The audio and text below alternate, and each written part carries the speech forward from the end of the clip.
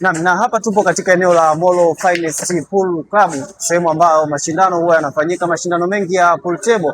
Na hapa nimekuja kuzungumza na baadhi ya wadau, lakini pia kuzungumza na mdau au mtaalamu mwenyewe wa masuala ya pool table. Yupo hapa kwa ajili ya kuweza kuzungumza na sisi, lakini pia kutuelimisha kuhusiana na swala zima la pool table, kuweza kujua kanuni pamoja na sheria vile ambavyo pool table linatakiwa liwe, lakini pia vile ambavyo mchezo wa pool table huwa unachezeka. Karibu sana. Asante. Kwa majina anaitwa James Moses alimaarufu Jimmy. Mimi ni mwenyekiti wa klabu ya Molo Finest na ndio mratibu wa haya mashindano yaliyoko mbele yetu yatakayofanyika kuanzia tarehe 5 na tarehe 6 na 7 ya Jumamosi na Jumapili. Yako katika mfumo tofauti kidogo ambao haujazoeleka hapa mkoani Morogoro. Na ndio maana tumeamua kuanza kuyatangaza mapema ili tunapokwenda kwenye hali ya kiushindani huko mbele kwenye aina ya mashindano kama haya, basi sisi tayari tusio wageni wa hayo mashindano. Kwenye mashindano ambayo yanakwenda kufanyika weekend hii ambayo umeyapa jina la Double Life. Je, kwa mtazamaji lakini pia mtu ambaye haelewi kuhusiana na hii Double Life lakini pia anahitaji kuja kushiriki, unaweza ukamuelewesha kidogo japo kwa ufupi akaelewa kwamba Double Life inafanyikaje, lakini pia mashindano yamekaaje na kanuni zake kiufupi zimekaaje, labda kwenye shindano hili na litafanyika siku ngapi? Asante kwa swali zuri. Wengi sana washiriki wengi hawaelewi maana ya Double Life.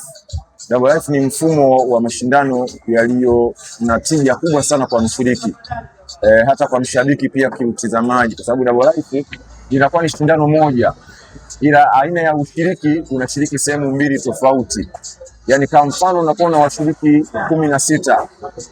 Washiriki 16 hao unachezesha draw mara mbili, kwamba watashiriki upande mmoja. Kwa mfano mimi labda nitakutana na huyu raundi ya kwanza, ya pili na huyu, ya tatu na huyu, kutokana na namna ambavyo unatengeneza ushindani au unashinda.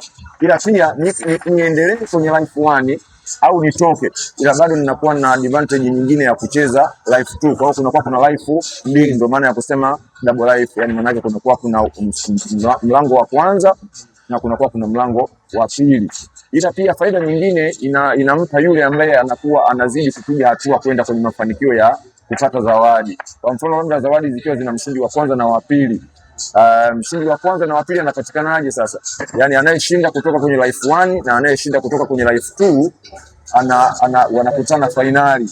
Atakayeshinda anabeba ushindi wa jumla wa life zote mbili, anakuwa mshindi wa kwanza, na aliye lose anakuwa mshindi wa pili. Sasa kuna wakati mwingine huwa inatokea bahati, mtu anakuwa amejipanga sawa sawa, anakuwa mshindi wa kwanza kwenye life 1 na anakuwa mshindi wa kwanza kwenye life 2. Hiyo itapelekea maana yake zawadi zote za mshindi wa kwanza na wa pili atazinyakua yeye, kwa sababu atakuwa hana mpinzani wa kucheza naye tena finali, kwa sababu huko amekuwa namba 1 na huko amekuwa namba 1. Sasa kwenda kukutana anajikuta ni yeye peke yake, kwa zawadi zote anazibeba. Hiyo ndio faida ya mashindano ya aina ya Double Life. Umezungumza kwenye upande wa swala zima la zawadi. Labda kuna mtazamaji ambaye sasa hivi anakutazama na yeye pia anapenda masuala ya pool table, lakini pia anatamani kufahamu, je, ni zawadi ipi itatolewa akiwa mshindi wa kwanza au akiwa mshindi wa pili, au akija tu kushiriki, ni zawadi gani ambayo yeye ataipata kwenye mashindano?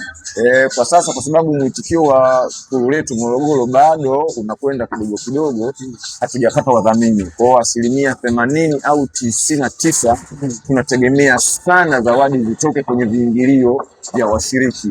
Kwa mara nyingi arrangement ya zawadi huwa inakuja pale mnapoweka deadline ya usajili wa washiriki, kisha kuona sasa tumepata washiriki 16. Kwa tumeweka kiingilio shilingi 15,000 kwa washiriki 16, maana yake kunakuwa kama sio chini ya 280. Kwa pale unaweza kuweka mshindi wa kwanza labda 150,000, mshindi wa pili ukaweka 80,000, maana yake tayari hapo mfumo wa zawadi unakuwa hivyo. Kwa sasa hivi tunategemea sana mfumo wa zawadi kutoka kwenye viingilio vya washiriki. Wakati huo tunaendelea kuhamasisha huu michezo ukue ili upokelewe kwa wadau tofauti tofauti, ili tuendelee kupata chachu ili uende kwenye udhamini. Tukipata udhamini, maanake tayari michezo yetu inakuwa umekuwa, kwa sababu tunapokwenda kupata udhamini, maanake hata zawadi pia zinakuwa zimeongezeka, zinakuwa hazitizami tena wingi wa kiingilio au ni namna gani kiingilio kinakwenda kugawanyika kwenye mfumo wa zawadi. Kwa hiyo tunatengeneza pia mazingira sahihi ya kuonyesha wadau wanaopokea huu mchezo, ili ifikie hatua zawadi ziongezeke kutokana na wao watakuwa wamewekeza udhamini wao kwenye mashindano yetu. Mchezo huo wa pool table utakwenda kuchezwa hapa. Wadau wao wanafahamu vipi kuhusiana na sheria lakini pia taratibu, bila kusahau kanuni za mchezo huu wa pool table? Wapo hapa baadhi ya wachezaji wa mchezo huu wa pool table na wapenzi wa mchezo huu wa pool table, utakwenda kuwasikia hapa wakiweza kuzungumza vizuri kabisa na wewe, wakiweza kukwambia mchezo wa pool table unachezwa vipi na kanuni hizi. Kwa jina alimaarufu hapa nafahamika kama Jenerali. Ila kwa jina halisia tunaweza tusiliseme sana kwa sababu hilo ndo linafahamika zaidi. Na mchezo wetu huu hapa kwa mara nyingi huwa tunakuja kufurahi hapa, sio kufurahi. Huu mchezo sasa hivi sio mchezo wa wahuni tena. Huu mchezo sasa hivi umekuwa ni maarufu kwa sababu unatuunganisha tuwe marafiki zaidi. Na pia vile vile tunawakaribisha wale ambao wanaona huu mchezo ni wa watu wahuni, si watu wahuni tena. Labda kwa anayetamani labda kufahamu kuhusiana na kanuni zima za mchezo, lakini pia mchezo unavyochezwa, kwa sababu kuna mtu anaona tu huku unatumia kete za namba, lakini kule unatumia kete nyekundu na za njano. Upo vipi mchezo? Huu labda nianze na mchezo wa namba. Mchezo wa namba mara nyingi tulikuwa hatuna kete za rangi moja, za rangi moja kwa kete ndogo au kubwa, ila kwa kipindi kile tulikuwa tunatumia kete za namba kwa sababu ndo zilikuwa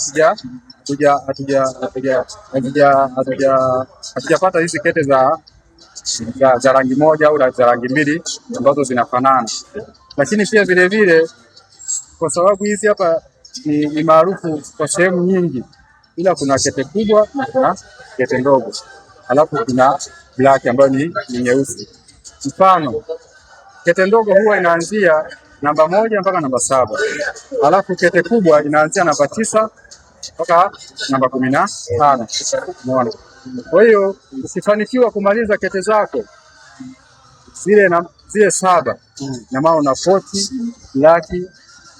Kwa mchezo mpya hakuna haja ya kupoti, ila kwa mchezo wa zamani, sheria zamani, na poti timu. Kwa unasema bwana, mimi nakula kwamba kama hapa unataka ile pale, kama hapa unataka kula pale, unasema bwana, mimi nakula pale bwana, na poti shimo hili hapa, na black yangu na poti pale, kipiga isipoingia pale kaenda shimo lingine.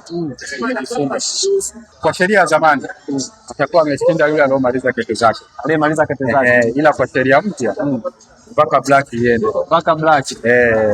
Na hiyo mchezo ukiwa ndani pale, sheria inatafsirika, hamna bahati mbaya, hakuna bahati mbaya.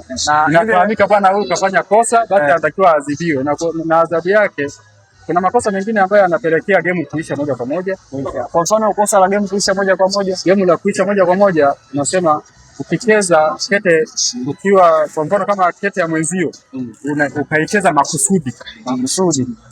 Kwa tunarudi kwenye mchezo wa kete za njano.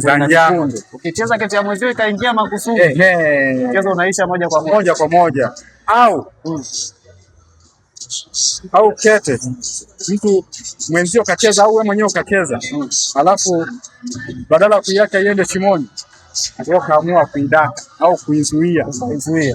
Hata kama ukaidumbukiza, mchezo umeishia pale pamoja. Hiyo ni kete, hiyo ni white. Hamna kete ambayo unaweza ukachukulia hapa. Kete zote tunachukulia ndani kule, au zingine zinatokea kule.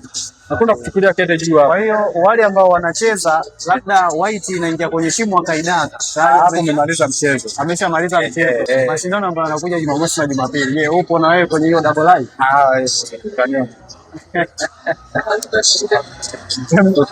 Na mimi nipige moja hapa. Nipige moja. Sawa, lakini ilikuwa ni zamu yangu. Ni zamu yangu. Inawezekana usiguse tena.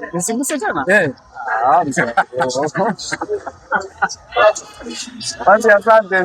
Nashukuru sana hizi. Nashukuru pia. Hapa ndo sehemu ambapo mchezo wa pool table wanapaita Molo Finest, ambapo mchezo wa pool table siku ya Jumamosi ambapo utaweza kupigwa ni eneo hili. Jumamosi na Jumapili kutakuwa kuna mashindano hapa. Je, wewe kama mtazamaji uko tayari kuweza kushuhudia mashindano ambayo yatakwenda kufanyika hapa siku ya Jumamosi na Jumapili? Lakini wewe ndugu yangu ambaye pia ni mdau wa masuala mazima ya pool table, naamini kuna vingi ambavyo umeweza kujifunza kwenye eneo hili la Magunila Bar, ambapo huwa mchezo wa pool table unafanyika na mashindano mengi yamekuwa yakifanyika katika eneo hili. Na ripoti kutokea hapa Magunila Bar, mimi ni Michael Mundela, narudisha matangazo moja kwa moja kwenu studio.